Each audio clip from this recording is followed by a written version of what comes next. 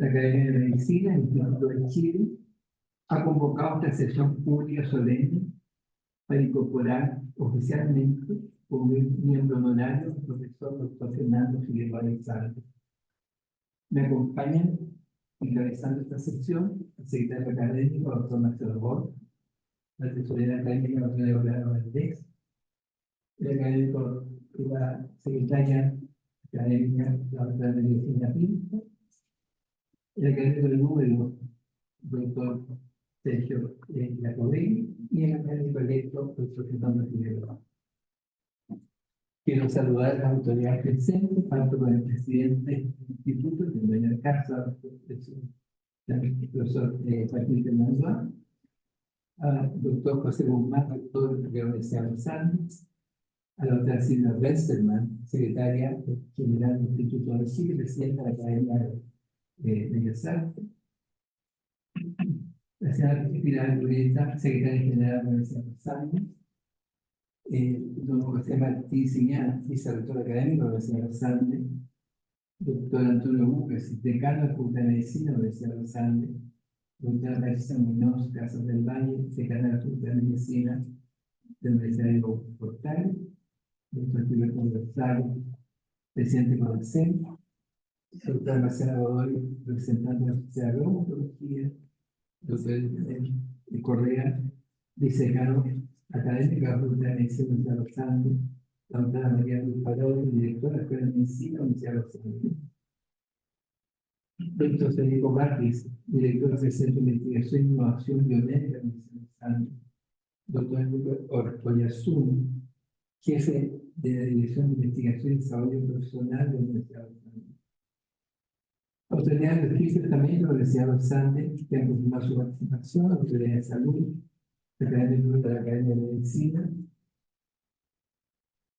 el colega familiar de Fernando Figueroa. Doctor Bols, de la lectura al acuerdo de la Academia, incorporar al doctor Fernando Figueroa Alexandre y informar alguna excusa que no recibió.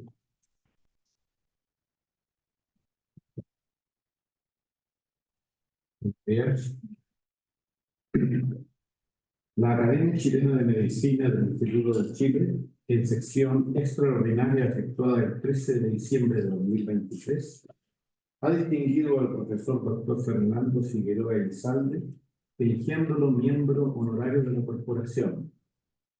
Este nombramiento es un reconocimiento a su sólida formación y desarrollo de una larga y fructífera trayectoria en la medicina académica, principalmente en las áreas de la inmunología y reumatología experimental, agregándose en los últimos años su interés por la medicina translacional, además de sus numerosas contribuciones en la investigación de terapias celulares innovadoras, destacando el alto estándar en su proceso de manufactura único en Latinoamérica. Se han recibido las siguientes excusas. Doctora Jimena Aguilera, ministra de Salud. Señor Jaime Antunes, presidente de la Academia de Ciencias Sociales, Políticas y Morales. Doctor Rodolfo Armas Paz, presidente de la Academia Chilena de Medicina. Doctor Miguel O'Ryan, decano de la Facultad de Medicina de la Universidad de Chile y miembro del mundo de la Academia Chilena de Medicina. Doctor Antonio Orellana, decano de la Facultad de Medicina de Valparaíso y presidente de Asofamech.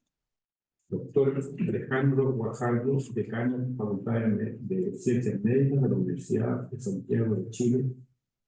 Doctora Annelies Goeke, presidente de la Sociedad Médica de Santiago. Doctor Luis Sepúlveda, presidente de la Sociedad Chilena de Cardiología. Doctora Paola Ritter, presidenta de la Sociedad Chilena de Medicina Física y Rehabilitación. Doctora Francisca Ugarte, presidenta de la Sociedad Chilena de Endocrinología y Diabetes. El académico de número, el doctor Sergio Jacobelli, hará el discurso de recepción del doctor Fernando Figueroa. Le ofrezco la palabra, Jacobelli. Buenos días, señoras y señores. Es para mí un gran gusto y honor presentar al doctor Fernando Figueroa como miembro honorario de esta institución. El doctor Figueroa nació en Santiago el año 53 Estudió medicina en la Universidad Católica entre el año 71 y 78 y recibió el título de médico cirujano en la Universidad de Chile con distinción máxima el 78. Hizo su residencia de medicina interna en la Universidad Católica entre el 78 y el 81 y al mismo tiempo terminó una pasantía de 6 meses en la Universidad de Montpellier de marzo a septiembre del 82. Y luego, mediante una beca Fogarty del Instituto Nacional de Salud de Estados Unidos, en la Universidad de California en Los Ángeles, una beca de medicina, reumatología e inmunología entre el 85 y el 87. Y luego, inmediatamente después, fue investigador invitado al Laboratorio de Microbiología e Inmunología de la Universidad de Rockefeller en julio del 87 a marzo del 88. A su vuelta a Chile se incorporó al Departamento de Inmunología Clínica y Reumatología de la Universidad Católica del año 88 y ahí inició su carrera académica como instructor, luego profesor auxiliar, y el año 92 se trasladó a la Universidad de los Andes, donde ha sido director clínico en la Facultad de Medicina entre el 92 y el 98, y luego decano de la Facultad de Medicina de la Universidad de los Andes del 99 al 2004, miembro del Consejo Superior de esa universidad, y además es miembro del Comité Consultivo en la Universidad de Piura, en Perú. Dirigió el Laboratorio de Biología Celular y Molecular de la Universidad de los Andes hasta el año 2020 y es director del programa de terapia celular en la Facultad de Medicina de esa universidad desde el 2010. El doctor Figueroa ha hecho clases en los programas de doctorado de bioquímico, el programa de doctorado en inmunología, tanto en su universidad como en otras universidades de Chile. Docente en el curso de Fundamento de la Inmunología en el doctorado de Biomedicina en la Universidad de los Andes. Ha presentado patentes por un método de obtención de composición que contiene células madres del cordón umbilical y sus usos en medicina. La biología de las células del tratamiento con células madres en medicina ha sido el foco de su investigación en medicina. Dio aquí una conferencia hace unos 3 años en esta academia también sobre lo mismo e identificó uno de los mecanismos por los cuales las células madres pueden ser útiles en el tratamiento de enfermedades en medicina al constatar que una de las razones por las cuales las células madres pueden ser activas es por la transferencia que hacen de mitocondrias de células madres a las células del tejido donde se implantan. Esto lo demostró en el tratamiento de la artrosis de rodilla, al ver cómo las células madres transferían mitocondrias a los condrocitos, potencialmente un mecanismo de acción para el tratamiento de la artrosis. Y luego ha participado en muchos estudios sobre el uso de esta tecnología en otro tipo de enfermedades, especialmente en insuficiencia cardíaca, en infarto del miocardio, el uso de células madre que han sido publicados en distintas revistas y muchas veces en publicaciones. Tiene en marcha una patente sobre la obtención de células madres y recibió el premio Sociedad Médico a la mejor publicación por el tratamiento de estas células en enfermedades cardíacas. Y algunas de las publicaciones que tiene están dentro del 5% de esa revista, como el American Heart Journal. En ese año en el mundo.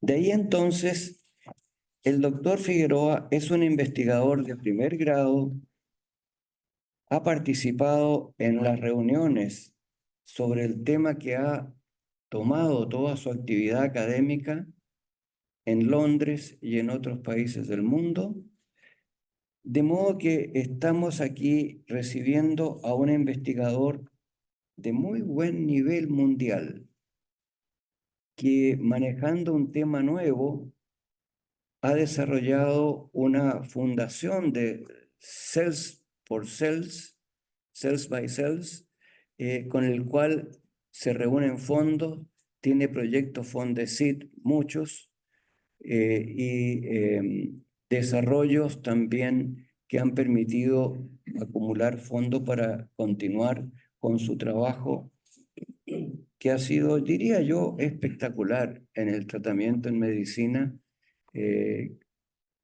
cuyas proyecciones son muy importantes. Es entonces para mí muy gran gusto presentar a Fernando,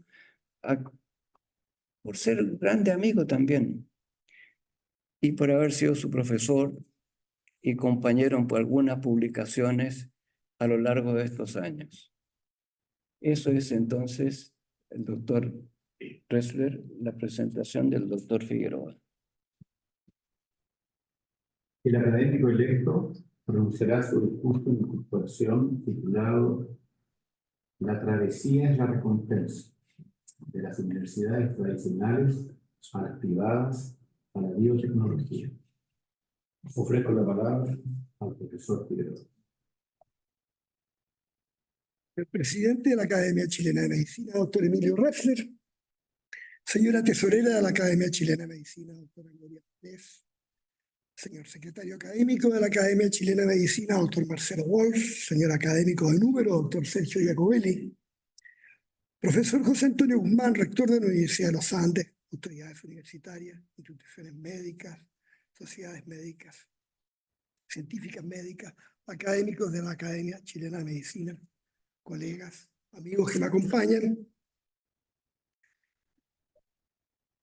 Doy gracias al doctor Jacobelli por su presentación movida, sin duda, por el aprecio mutuo, que lo ha llevado a hacer una especie de arqueología curricular. También tomo nota que es corriente cuando se califica a un expositor, se suele decir o preguntar si acaso tiene algo que decir, como muestra este auditorio en que la gente está preguntando hacia las personas, o si tiene un PowerPoint. Lamentablemente yo traje un PowerPoint, lo cual va a imponer cierta dificultad física acá. Entonces, bueno, querría agradecer este nombramiento a la academia. Ciertamente no como manifestación de una cortesía envasada, sino por la convicción de que han actuado con magnanimidad. Puesto que esto se relaciona con el tema de la presentación, comenzaré a explicarlo con una anécdota y un poco de contexto. Entonces, al volver del extranjero, al año 88, como dijo el doctor Jacobelli, se trasladó mi cargo de medicina interna, reumatología en la Universidad Católica. Cuando el año siguiente apareció la Universidad de los Andes, no pensé que me afectaría. Como casi todo Chile, no imaginaba una nueva facultad de medicina. Hacía 24 años de la fundación más reciente y 10 de aquellas facultades surgidas de la Universidad de Chile. Pero en 1991-92 ingresé a medicina en los Andes, que quedaba en Santiago, como era necesario explicar muchas veces, junto con la primera promoción que ustedes ven aquí. Destaco algunos profesores. Lamentablemente está cubierta la cara del doctor Montier, que sería interesante ver si es posible. Pone de relieve que él alterna entre pelo corto y largo. No sé en qué ciclo está en este minuto. Perdón.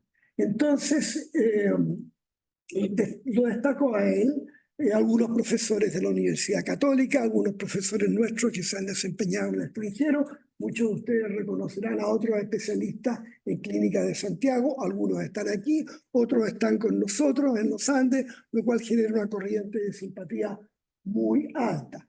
Ahora, sobre esta aparente contradicción de por qué yo no pensaba que esto me iba a afectar y al poco tiempo había dejado al doctor Giacobelli con mucha pena de mi parte, quizás con un poco de pena de él, que él fue muy discreto y nunca me transmitió. Voy a decir que entre un número de mis colegas de entonces existía el anhelo, sin lograr imaginar cómo podría ser, de una enseñanza que, partiendo, por supuesto, de la erudición clínica, que es una marca de fábrica de la medicina chilena y también de la católica en ese minuto, cómo podríamos extendernos también a otros ámbitos como los que sugiere este diapositivo. De modo que en el 91 o el 92 me encontraba en esta nueva institución, en una oficina de metro y medio por 2 en la calle Ejército, cuando la secretaria me dice, lo llama el doctor Fernando Figueroa. Tomen nota del nombre del doctor Fernando Figueroa Echaíz, su ubicación en la Universidad Católica en el curso de 1931. Algunos recordarán que el doctor Figueroa, como yo, era un obstetra muy considerado que solía escribir en el Mercurio los días domingos, cosas de las cuales me culpaban mis amigos cuando yo volvía el día lunes. Cuando, según mis circunstancias, tomen nota de esa chaqueta, por favor, que reaparecerá más adelante. Me comentó, siendo él alumno de la primera promoción de medicina en 1929, todo. Los intentos, las dificultades, la carencia de medios, las dificultades docentes de una escuela que se inicia, el traslado de la Universidad de Chile en 4º año, en fin, una historia extraordinaria. Yo lo consideré señal de que no había más opción que recluirse en esta tarea, aunque fuese en desmedro de otras actividades gremiales, profesionales, societarias, que normalmente son lo que forman parte del recorrido de un profesor a la Academia de Medicina,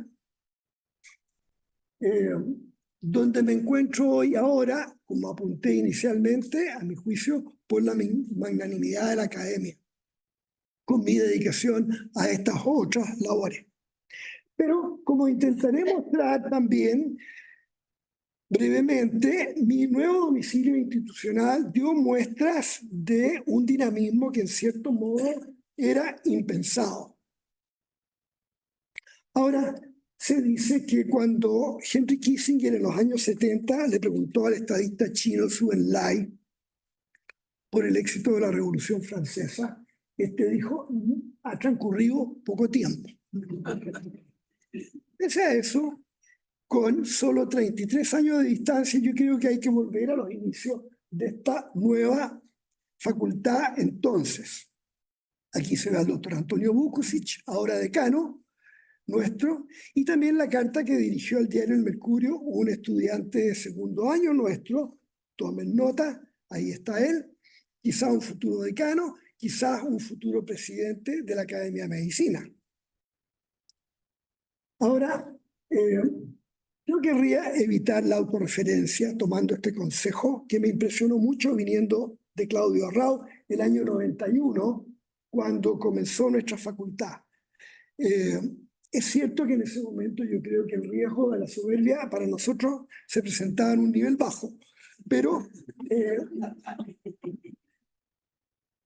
era sin duda un muy razonable motivo de preocupación la aparición en una universidad que tenía 1 año de vida, una escuela de derecho, y que al 2º año de vida abriera entonces una carrera de medicina. La presencia de los doctores Fernando Rego y la doctora Elisa Marusic, que nos acompaña hoy día, profesores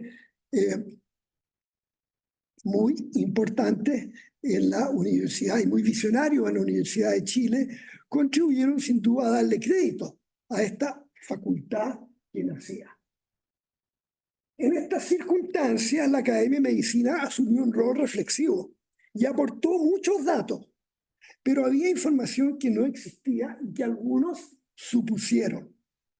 Así se escribió esto que ustedes leen ahí en la Revista Médica de Chile.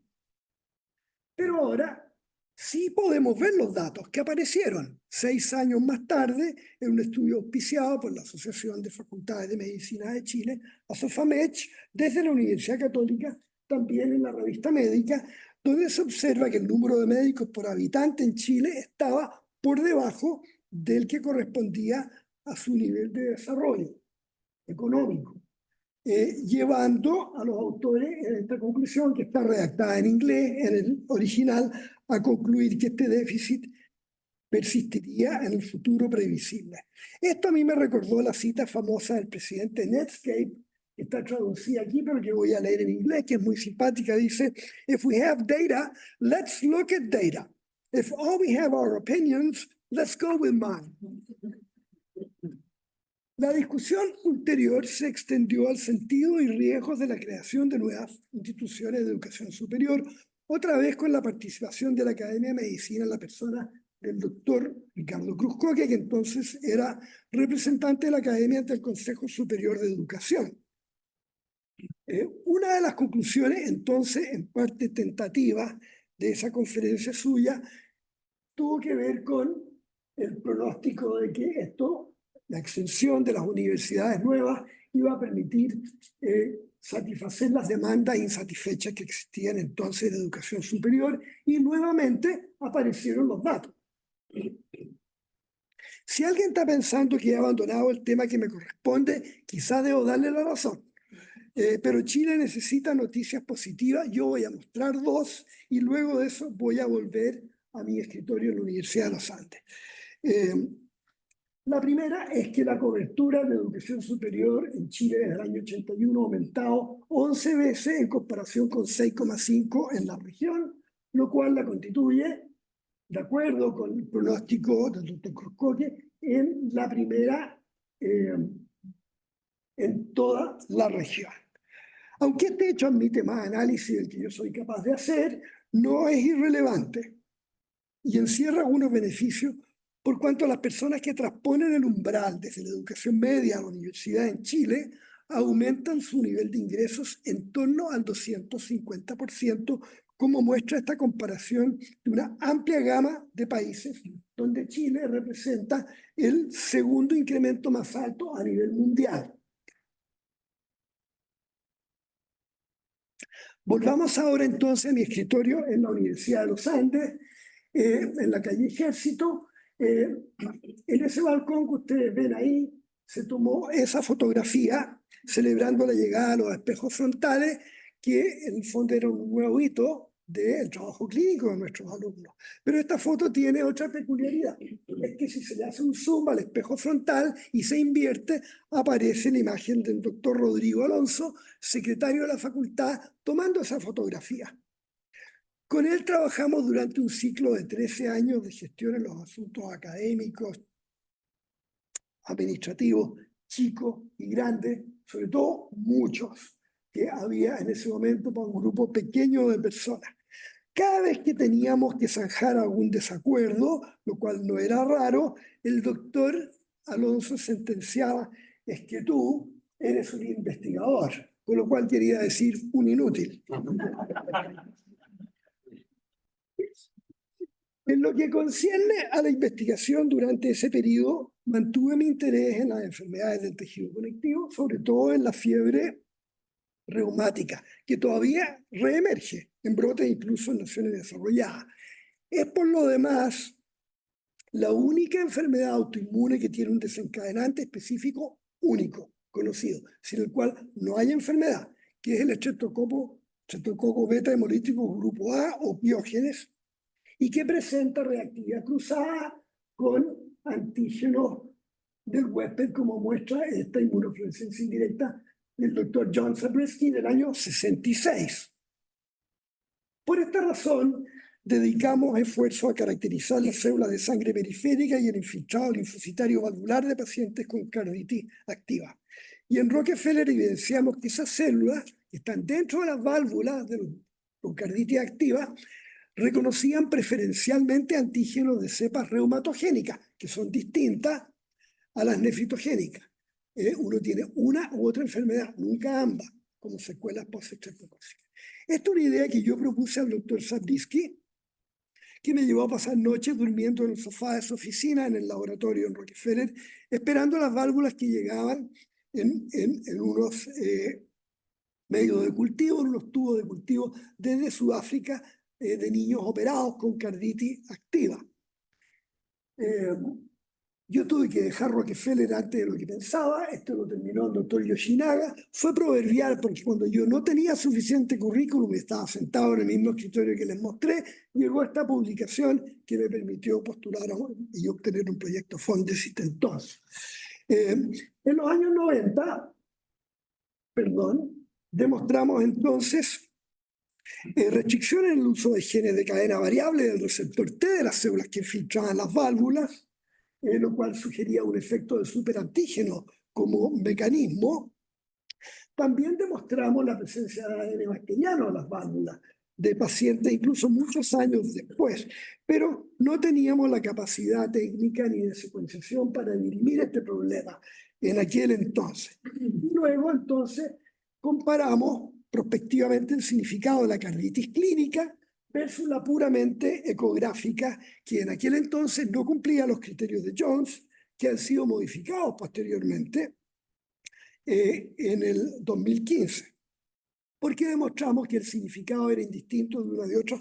Para mi desilusión, este estudio motivó un premio en Sociedad Médica en la literatura cardiológica, que no era lo que yo esperaba. La propuesta de este proyecto era un estudio muy lindo, fue una idea original del doctor Jacoberi mientras yo estaba con él, que no voy a describir ahora, sobre la inmunología de la fiebre reumática, que colapsó con el descongelamiento de unos refrigeradores en mi nuevo laboratorio, una secuela negativa de mi cambio institucional.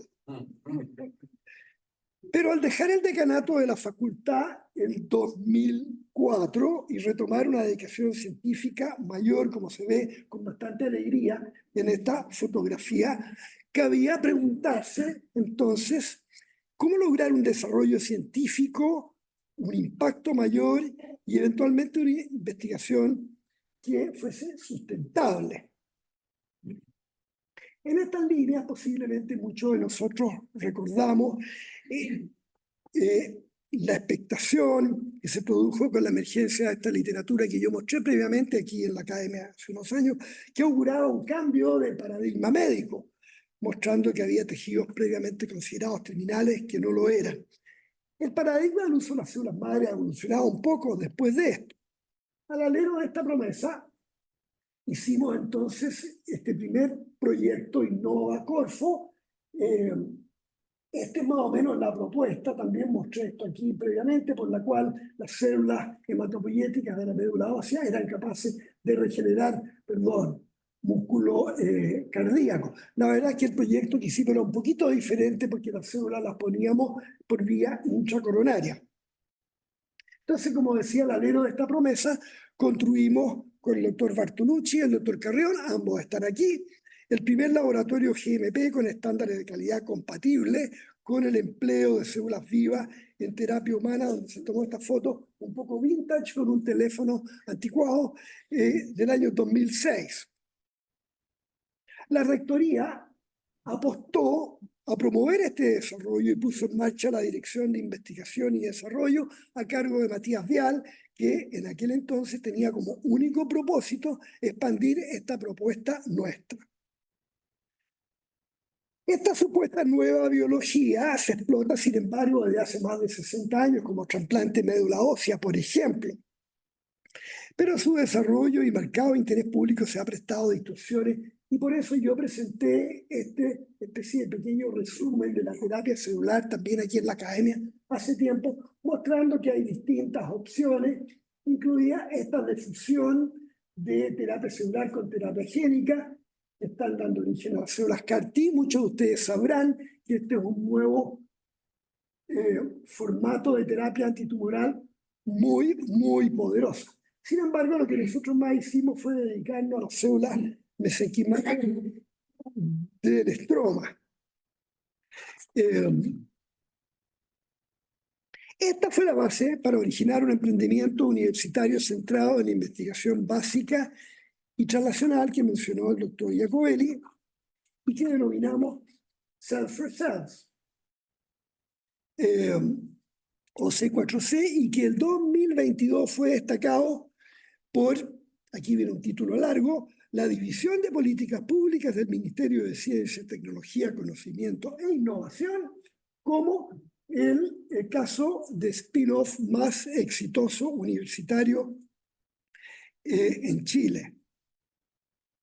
Desde esta plataforma, entonces, iniciamos una búsqueda de investigadores y de consejeros del extranjero con el doctor Sebastián Illanes, entonces vicedecano de investigación de la facultad. Tomen nota de la reaparición de esta chaqueta 18 años más tarde, lo cual tiene su explicación.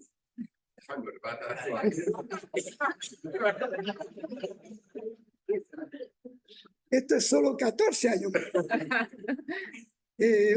Porque mi maleta se perdió en este viaje que fue muy ejecutivo entre Londres, París, Montpellier, Navarra, y la maleta seguía detrás mío. Entonces yo tuve que presentarme ante Chris Mason, un ícono mundial de la terapia celular, y Pierre Ménager, el primero que hizo terapia celular cardiovascular en humanos, con esta pinta que ustedes ven ahí.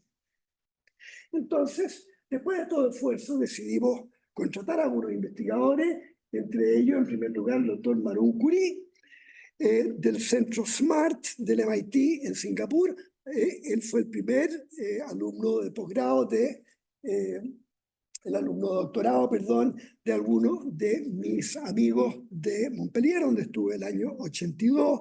Fue notable que reapareciera este contacto. Él se chilenizó rápidamente, como ustedes ven. Y entonces también contratamos a Francisca Alcayaga, a Jimena Cuenca, que volvían de su programa de doctorado en Barcelona y en Madrid respectivamente, al doctor Juan Pablo Acevedo, con quien cerramos negocio en un pub en Ámsterdam, rescatándolo del Instituto Max Planck en Alemania. Este grupo nos permitió acceder a un alto nivel de financiamiento competitivo en investigación básica, translacional, ensayos clínicos, desarrollo de dispositivos médicos, etc. Y entre tanto, la universidad maduraba, crecía, y con ella nuestro proyecto biotecnológico. Aquí hay algo que debería funcionar mejor, no funciona. Entonces, esta tabla resume el financiamiento público y privado de los proyectos tecnológicos como el Consorcio Regenero, a 10 años plazo, financiado por Corfo, el Fondo Basal Impact, financiado por el Ministerio de Ciencia y Tecnología, también a 10 años, y un número significativo de proyectos Fondesit, Corfo y de otro tipo.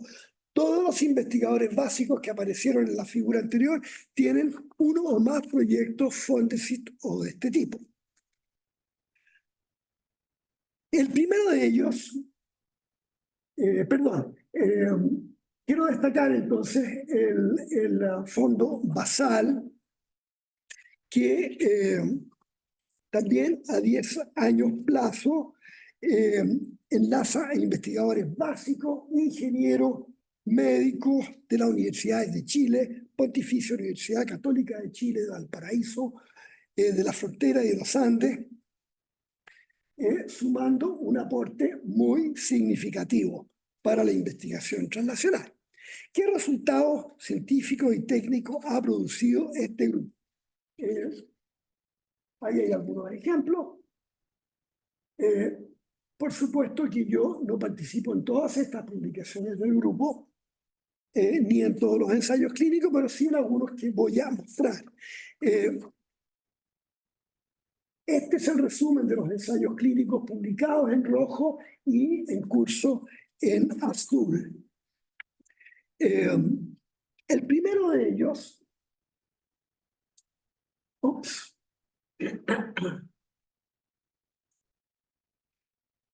Es tal vez la segunda generación del estudio Corfo que les mostré inicialmente en infarto de miocardio, ahora en insuficiencia cardíaca congestiva y empleando células mesenquimales del estroma derivadas de cordón umbilical en vez de las células de la médula ósea del primer proyecto. El estudio fue randomizado, controlado contra placebo, usando un producto celular halogénico muy bien caracterizado en cuanto a capacidad de diferenciación, tiempo de doblaje celular, inmunogenicidad, secreción de factores paracrinos con efecto cardiovascular, etc. Y se llevó a cabo en pacientes con insuficiencia cardíaca con fracción de eyección baja. Se usó la vía intravenosa en vez de la intracoronaria del estudio previo. Solo reseñaré aquí el cambio a la izquierda de la capacidad funcional. En rojo está el cambio desde el momento basal hasta el año, que fue significativo en los individuos con terapia celular, a diferencia de los que recibieron placebo, y también el cambio de la fracción de eyección, tanto por ecocardiografía como resonancia. Esto es un estudio randomizado, controlado, con placebo, ciego. Era bien impresionante ver los resultados a ese plazo. Este fue un estudio con comentario editorial y con muy amplia difusión en la prensa que realmente nos sorprendió. Nuevamente yo lamenté ser más cardiólogo que reumatólogo. Luego el grupo llevó a cabo otro estudio controlado en pacientes con artrosis de rodilla sintomática, una condición no solo asociada a discapacidad, sino a un incremento de la mortalidad global. En 2017, la artrosis fue el primer problema de salud del adulto autorreportado en Chile. Este diagrama muestra someramente algunos de los mecanismos de acción estimados de las células mesenquimales sobre el sistema inmune y el condrocito. Tomen nota de las mitocondrias que van a adquirir protagonismo en un momento, como anunció el doctor Giacobelli. Aquí destaco el cambio a los 6 meses y a los 12 meses de los pacientes tratados con terapia celular en comparación con ácido hialurónico, que era el estándar de terapia en ese momento, del índice WOMAC, consolidado de dolor, rigidez y función, que cambió muy significativamente a diferencia de los que recibieron ácido hialurónico, que era la terapia estándar.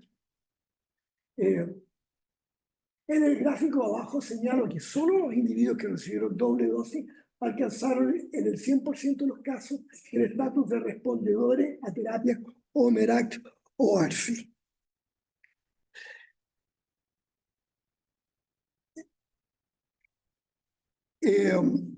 Desde su concepción y también en el despliegue de toda la línea de ensayos clínicos acá y de mecanismos todavía en curso, nuestros traumatólogos han sido fundamentales. El doctor Mario Rego, ahora desde la Universidad Católica, sigue colaborando, y el doctor Emilio Muse, jefe de radiología, ha iniciado una línea de cuantificación volumétrica de cartílago por inteligencia artificial en el Fondo Basal Impact, en colaboración con el doctor Claudio Pérez, que es ingeniero eléctrico de la Universidad de Chile, algo muy prometedor. Pero el mecanismo por el cual las células mesenquimales del estroma ejercen sus efectos terapéuticos es todavía objeto de discusión. Así, por ejemplo, este video muestra cómo una célula mesenquimal a la izquierda de ustedes transfiere las mitocondrias. Me parece que no sé si se puede activar de nuevo ese video sin cambiar. Ahí está, vean esa mitocondria viajando por el nanotúbulo a la célula blanco que está a la derecha, donde desencadena un número de efectos positivos. En lo que concierne a la artrosis, una línea de pensamiento hoy es que la vía final común del daño articular comporta un déficit energético del condrocito. Por eso es que nosotros decidimos investigar el rol de la transferencia mitocondrial en el condrocito de pacientes con artrosis de rodilla. Acá puede verse en este manuscrito que está en etapa de respuesta a revisores la estrategia experimental que usamos por la cual las células mesenquimales del estroma con sus mitocondrias teñidas, luego de cocultivo con condrocitos, transferían sus mitocondrias que vamos a analizar después por citometría de flujo, microscopía confocal y análisis de PCR, pudiendo ver cómo en citometría de flujo las células mesenquimales pasan de este cuadrante negativo a este cuadrante en que se observa el mismo color de la mitocondria, certificando que ha habido transferencia, que se puede ver aquí en esta fotografía confocal, con la mitocondria del condrocito teñidos en verde, del mesenquimal teñida en verde, condrocito teñidas en roja, donde a partir de las 6 horas empiezan a verse que coexisten ambas, y a las 24 horas, en las imágenes de fusión, se ve un color naranja, por las cuales se ve que están ahí. En los experimentos siguientes cambiamos de metodología y decidimos hacer transferencia directa, no mediada por células de las mitocondrias, de modo que los efectos que pudiéramos ver dependen no del contacto celular, que trae numerosos efectos, sino de la transferencia de mitocondrias. Destaco este gráfico en que se muestra en el tiempo un análisis de polimorfismo de nucleotido único que nos permitía distinguir las mitocondrias nativas del condrocito de las mitocondrias transferidas, que se muestran en las barras azules, en las cuales dan, bueno, da la impresión de que estamos perdiendo poderío aquí en la batería, pero se puede ver en las barras azules que las mitocondrias exógenas persisten hasta 9 días por lo menos en el condrocito. Los efectos de esta transferencia se podían verificar fisiológicamente como un aumento a las 24 y 48 horas de la producción de ATP y un cambio metabólico que consiste en un estado más energético, donde las células son simultáneamente más glicolíticas y más aeróbicas a la vez. Y esto se llevaba entonces a una serie de cambios. Por ejemplo, notamos que se aumentaban los niveles de superóxido de inmutasa, se aumentaba la actividad también de superóxido de inmutasa y se aumentó la resistencia al estrés oxidativo, a peróxido de hidrógeno en dosis altas. Se ve que las células tratadas tienen más resistencia que las no tratadas. Se ve también que se reducen los niveles de apoptosis en las barras rojas en las células que recibieron mitocondrias. Y luego observamos, esto es difícil de ver de acá, perdón, que la red mitocondrial, que es una variable importante del estado de bienestar celular, que está aquí en puntitos que se llama fisión, después de la mitocepción, la transferencia mitocondrial, se adopta un estilo de fusión, que son formas más elongadas, que es lo que cuantificamos aquí. Cuantificamos una serie de otras variables que comparan con la red mitocondrial de las células que han recibido versus las que no han recibido en cuanto a perímetro, longitud y una serie de otras variables que corroboran que esta transferencia mitocondrial cambia la red mitocondrial. En un modelo animal de artrosis, como lo que les muestro acá, demostramos que en micro-CT se produce cambio significativo con el uso de mitocondrias intraarticulares. En el análisis histológico también se ve, y cuando se resumen los resultados histológicos acá en las barras amarillas, se ve que disminuyen todos los índices de daño en las distintas zonas geográficas de la rodilla, comparado con el daño más alto de los animales no tratados. Esta, como infografía, resume el planteamiento de que las mitocondrias transferidas de células mesenquimales a las células del cartílago disfuncional de artrosis restablecen una serie de patrones. Pero en realidad esto que les mostré no está publicado, en cambio esto ahora sí está publicado. Fue nuestro primer intento que en el fondo tenía que ver con la observación de que las células mesenquimales del estroma se habían usado en lupus, eritematoso sistémico activo, con mucho éxito. Nosotros todavía tenemos un protocolo en marcha muy cuesta arriba, muy difícil el lupus, pero decidimos investigar aquí entonces el rol de la transferencia mitocondrial en las células del sistema inmune con esta metodología que consistía en incubar las células recipientes, aquí mononucleares de sangre periférica, con mitocondria, que se transferían a las células, sortearlas por citometría de flujo y dirimir qué efectos funcionales tenían sobre las células según habían o no recibido mitocondria. Aquí se ve linfocitos CD3 con su membrana tenía ambos en amarillo, con las mitocondrias endógenas en rojo, y después de la mitocepción se ve que aparecen las mitocondrias mesenquimales en verde. Como se ve en este panel inferior, había un efecto dosis-respuesta, otras las mitocondrias, se detectaba más transferencia, se veían, como ustedes pueden ver en esa microfotografía electrónica, en mayor número, y se podían cuantificar ese aumento también en forma significativa. Desde el punto de vista funcional, esto desencadenaba un programa muy significativo de cambio del DNA codificante, como se ve en este gráfico de volcán, de los genes que se encendían y se apagaban. Entre los genes que se encendían estaban mayormente los de la respuesta inflamatoria, regulación del linfocito T, etc. Y lo que observamos fue que esto gatillaba entonces un incremento muy marcado y significativo de la diferenciación y función de linfocitos T reguladores. En un modelo animal que no les voy a mostrar, que era de injerto contra huésped, demostramos que había mejoría histológica y mejoría también de la sobrevida. La infografía muestra el mismo fenómeno, como la transferencia mitocondrial activa un programa inmunológico de células T supresoras protectoras con potencial efecto clínico. Ahora,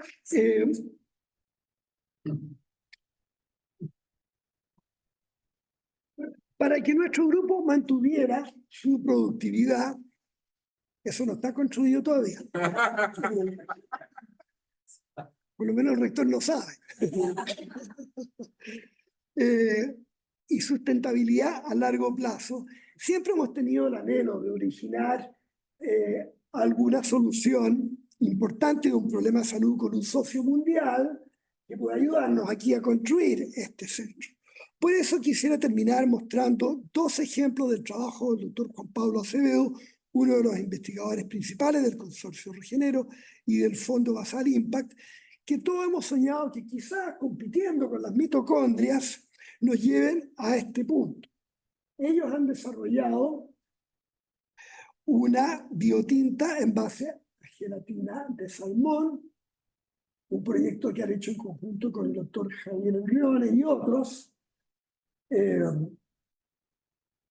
que es permisible a la regeneración de cartílago y a la regeneración de matriz extracelular y que permite la impresión 3D, por ejemplo, con este aparato diseñado en su laboratorio al interior de una articulación.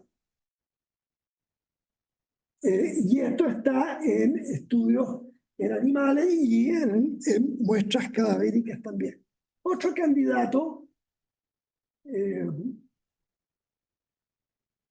candidato para esta competencia mundial sería el proyecto Ventis para la fabricación de vasos artificiales, que ellos también han publicado, que se generan con una matriz multicapa, como se ve por este robot fabricado por este grupo, que actúa con este principio, cambiando de pocillo, de modo que pueda haber múltiples capas, algunas de ellas con células, muchas de ellas con nanofibras que permiten construir un vaso de capacitancia, resistencia similar a los vasos nativos, como se muestra en este acto quirúrgico, uno de estos vasos artificiales en el cuello de una oveja, que 6 meses después se constata perfectamente permeable, tanto en el acto quirúrgico de segunda mirada como en la angiografía. El acto quirúrgico se ve que el vaso tiene una textura prácticamente normal. Esto fue objeto del Premio Nacional de Innovación ahora y para el doctor Juan Pablo Acevedo en 2020. Con esto termino. Yo diría que lo que miro hacia el futuro, si esto funciona, es que esperaría que nuestros resultados alcanzaran las grandes revistas científicas. Incluso me encantaría que encontráramos un lugar en los libros de texto describiendo cosas nuevas que hacen las mitocondrias o algunos otros actores biomédicos. Me encantaría poder encontrar un socio que nos ayude a construir el gran edificio de ciencias biomédicas. Y si no logro verlo, pienso que la travesía habrá sido la recompensa. Muchas gracias. Excelente presentación. Como es tanto esfuerzo. Habiendo cumplido con las disposiciones de la ley del Instituto de Chile, con las disposiciones reglamentarias de la Academia Chilena de Medicina, declaro oficialmente incorporado al profesor Dr. Fernando Figueroa González como académico honorario de la corporación. La dirección que ha su decisión.